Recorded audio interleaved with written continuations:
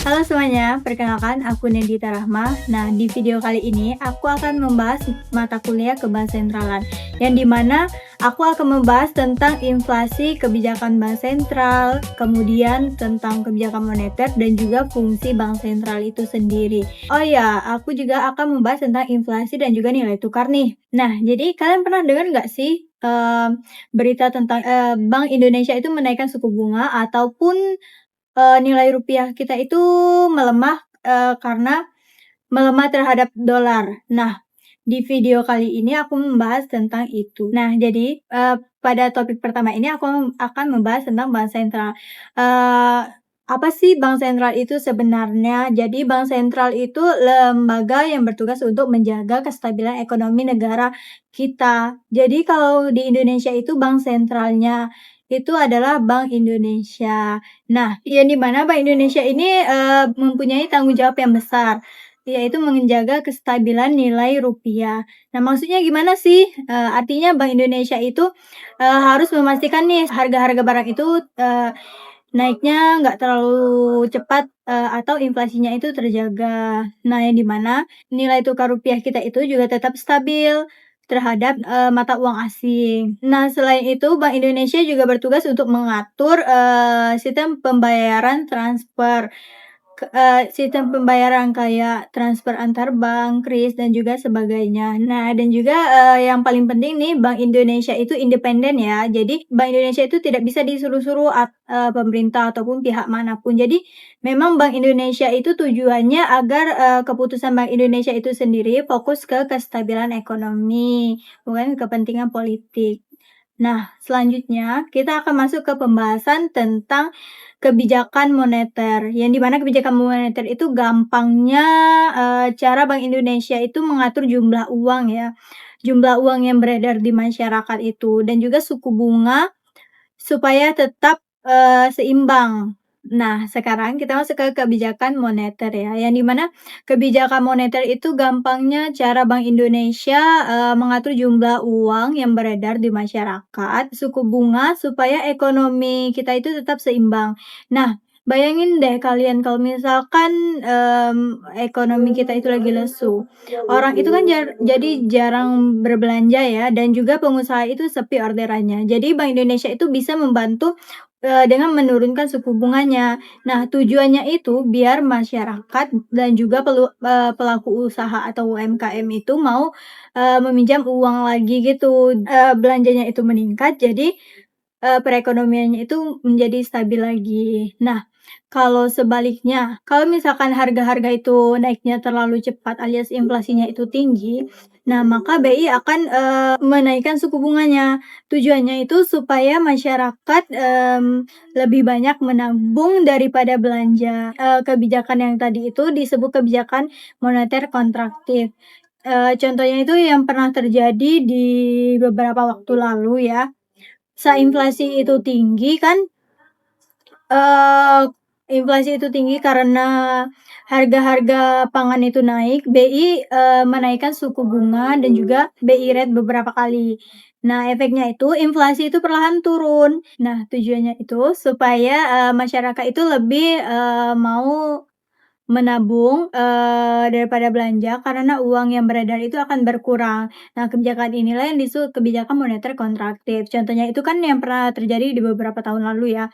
Nah, saat inflasi tinggi, karena harga pangan itu naik, jadi BI itu menaikkan, suku bunga, BI rate-nya itu beberapa kali. Efeknya itu inflasi perlahan turun dan juga, rupiah itu jadi lebih stabil. Nah, jadi intinya itu Bank Indonesia selalu menyesuaikan arah kebijakannya tergantung kondisi ekonomi. Nah, sekarang kita masuk ke pembahasan nilai tukar atau kurs rupiah. Nah, yang di mana nilai tukar itu kan ibaratnya harga rupiah itu dibandingkan mata uang lain. Jadi kalau 1 dolar itu 15.000, artinya kita butuh 15.000 buat beli 1 dolar. Nah, nilai tukar itu kan bisa berubah-ubah setiap harinya, tergantung kondisi ekonomi atau, suku bunga, ekspor impornya juga, bahkan kepercayaan investor asingnya.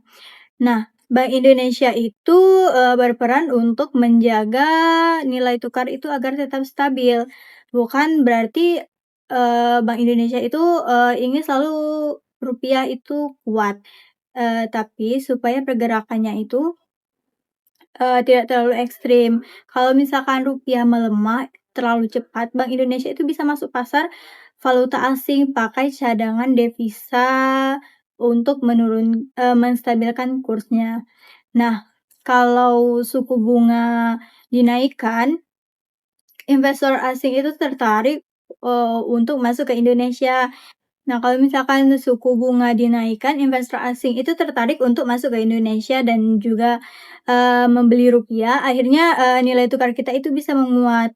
Nah, jadi hubungan, nilai tukar dan kebijakan moneter ini sangat sangat amat berkaitan. Nah, sekarang, gimana sih respon kebijakan moneter saat inflasi itu tinggi?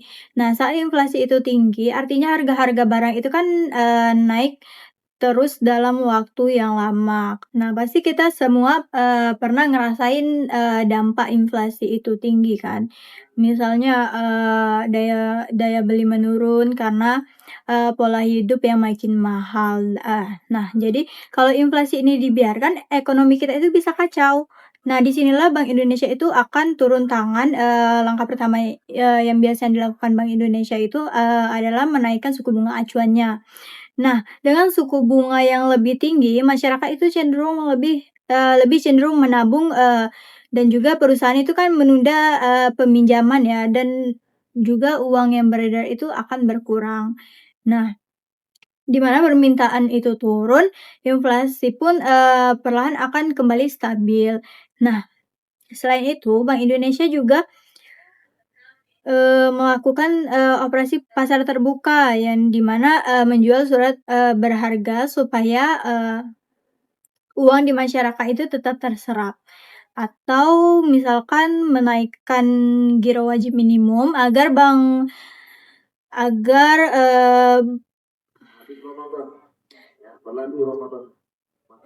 atau menaikkan, giro wajib minimum agar bank itu bisa menyimpan banyak dana di Bank Indonesia. Tetapi Bank Indonesia itu juga harus, eee berhati-hati ya, karena kalau misalkan kebijakan ini terlalu ketat, pertumbuhan ekonomi itu bisa melambat. Nah, makanya Bank Indonesia itu, mencari titik seimbangnya antara menjaga inflasi dan juga tetap mendorong pertumbuhan ekonominya.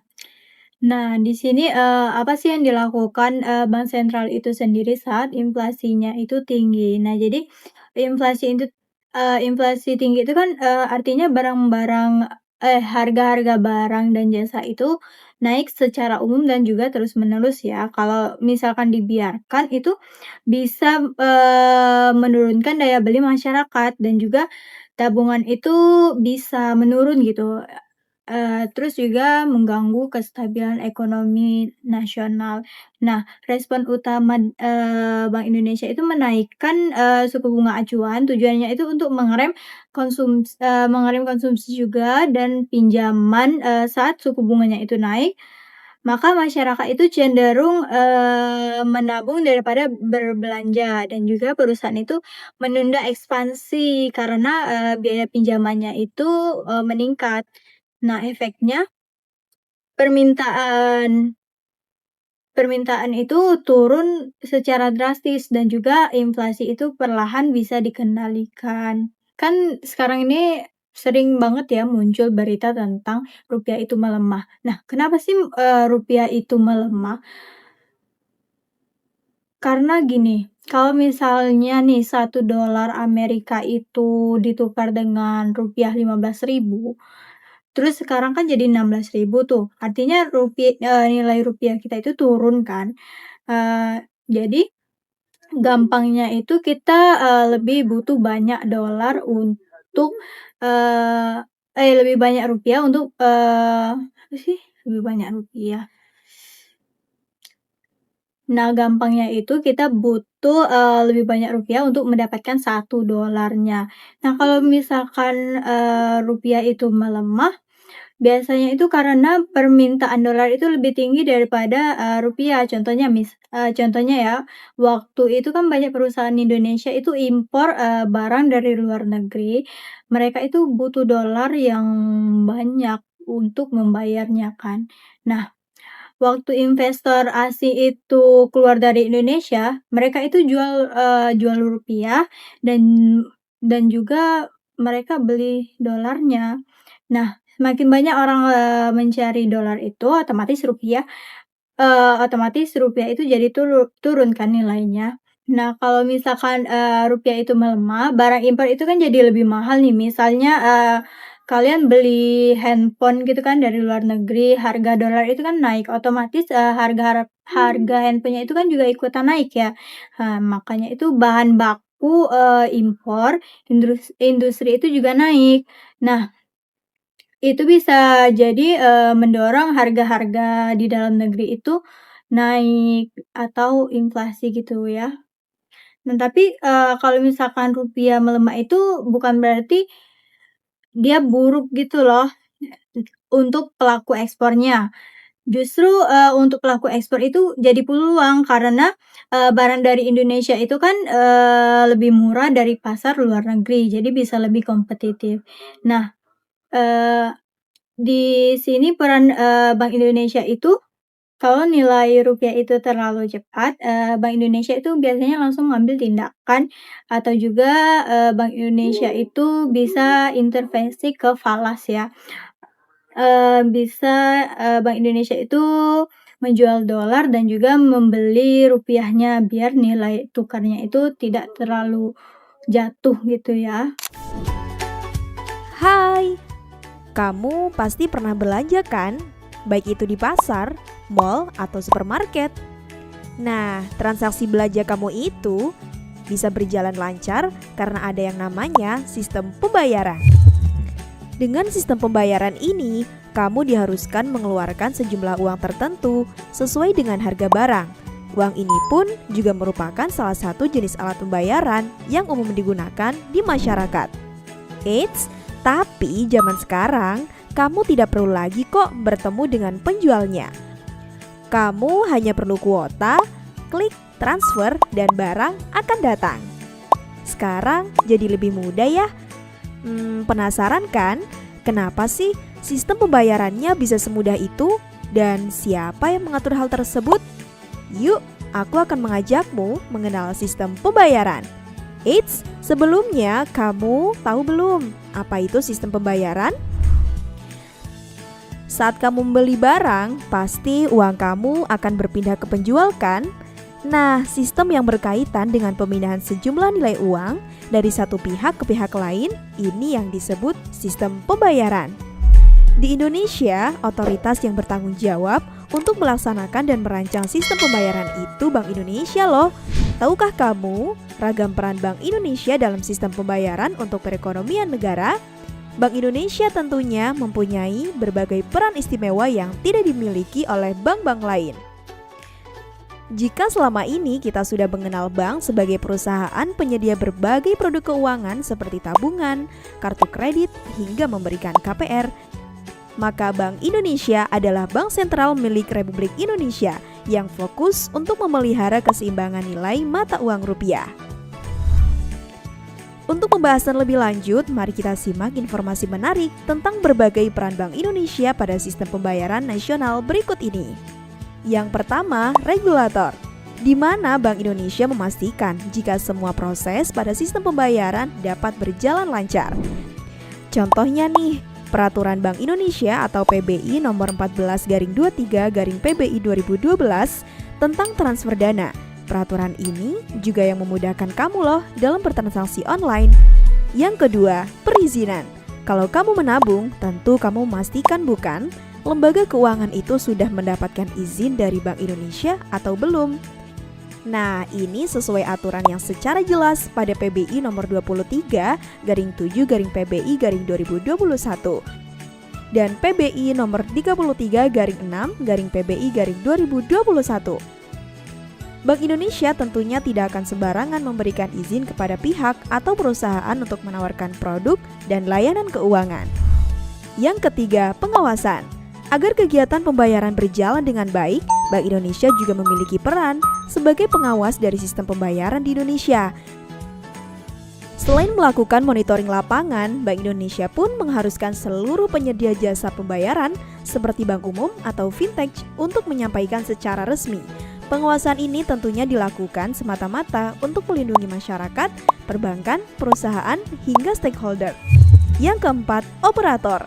Dalam menjalankan peran sebagai penyelenggara atau operator memiliki tanggung jawab antara lain menyelenggarakan sistem BI-RTGS dengan menerapkan prinsip efisien, cepat, aman, dan handal. Sistem BI-RTGS itu muara seluruh penyelesaian transaksi keuangan di Indonesia loh. Nah, yang kelima, fasilitator. Agar penyelenggara sistem pembayaran semakin aman dan efisien, Bank Indonesia memfasilitasi pengembangan sistem pembayaran oleh industri yang bergerak dalam bidang jasa keuangan. Bank Indonesia ternyata juga melakukan transaksi-transaksi lain, seperti operasi pasar terbuka, menyelesaikan tagihan, serta transaksi-transaksi yang berkaitan dengan rekening pemerintahan dan lembaga keuangan internasional yang ada di Bank Indonesia. Nah, itu tadi sistem pembayaran dan peran bank sentral, yaitu Bank Indonesia, dalam mempermudah sistem ekonomi Indonesia. Ternyata banyak ya jasa Bank Indonesia dalam mempermudah transaksi kita sehari-hari. Oke, sampai di sini dulu ya kita mengenal sistem pembayaran. Semoga bermanfaat. Sampai jumpa di pembelajaran asyik lainnya. Oke, jadi kesimpulannya itu bank sentral mempunyai peran yang besar ya untuk menjaga stabilitas ekonomi. Nah, dengan kebijakan moneter itu Bank Indonesia bisa mengatur inflasi, suku bunga, dan juga uang beredar. Nah, nilai tukar rupiah itu bisa kita jaga supaya tetap stabil dan juga sistem keuangan itu tetap aman.